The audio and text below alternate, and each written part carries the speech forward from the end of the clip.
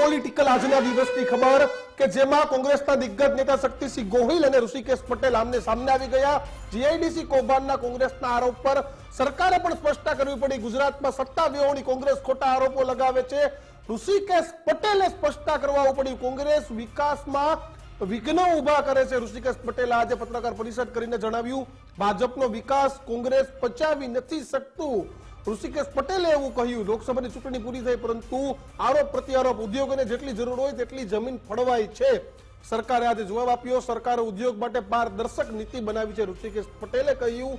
અને જો મહત્વની વાત 90% કરતા વધુ પ્લોટનું વેચાણ થાય ત્યાં જીઆઈડીસી બનાવી શકાય। ઋષિકેશ પટેલે કહ્યું જીઆઈડીસીમાં કૌભાંડ મુદ્દે શક્તિસિંહ ગોહિલનો સરકારને પડકાર।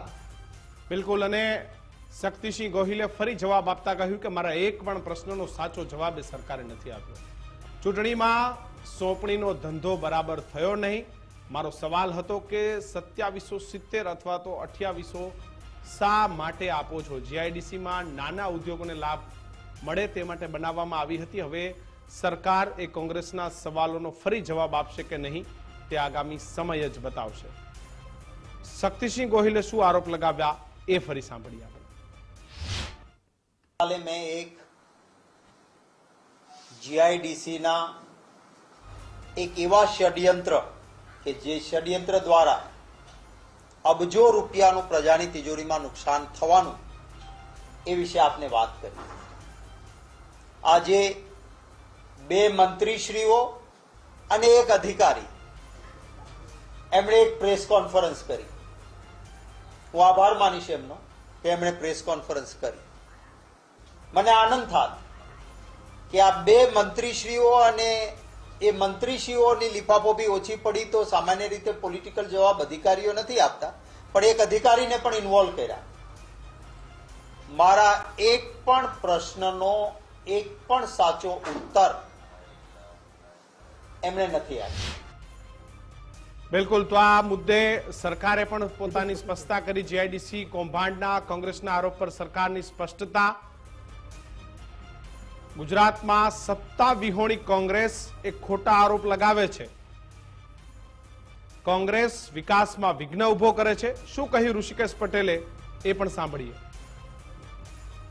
ઔદ્યોગિક નીતિ અંતર્ગત જીઆઈડીસીમાં પણ લગભગ 239 જેટલી આ જીઆઈડીસીના એકમો રાજ્યમાં સ્થપાયેલા છે। એમાંથી 161 જેટલા સેચ્યુરેટેડ એટલે કે 90% કરતાં પણ વધારે ઉદ્યોગો જ્યાં સ્થપાઈ ચૂક્યા હોય અને જીઆઈડીસી એક નોન પ્રોફિટ મેકિંગ આ સંસ્થા છે।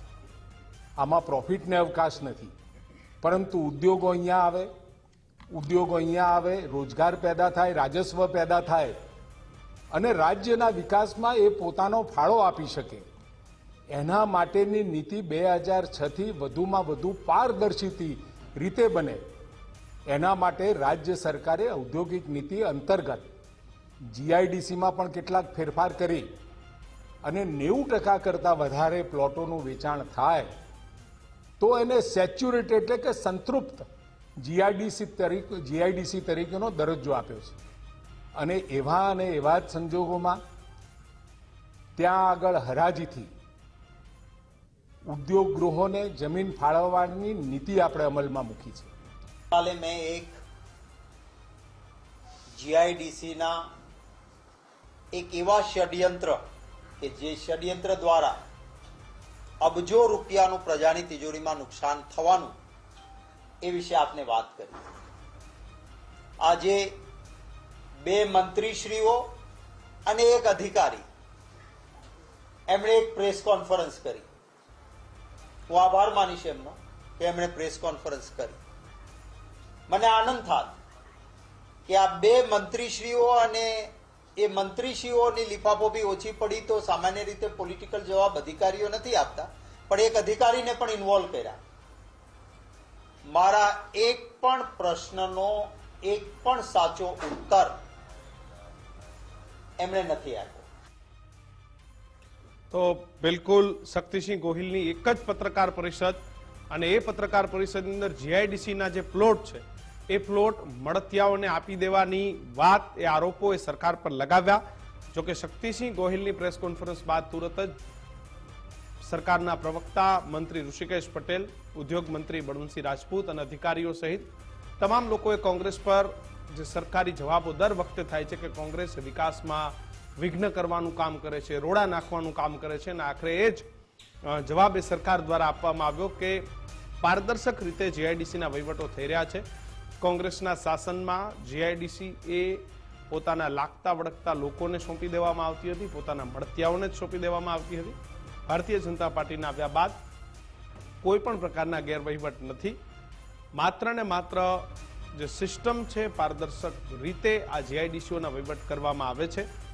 કોંગ્રેસના શાસનમાં તેમના મળતિયાઓના નામે જ સીધા પ્લોટ આપી દેવામાં આવતા હતા.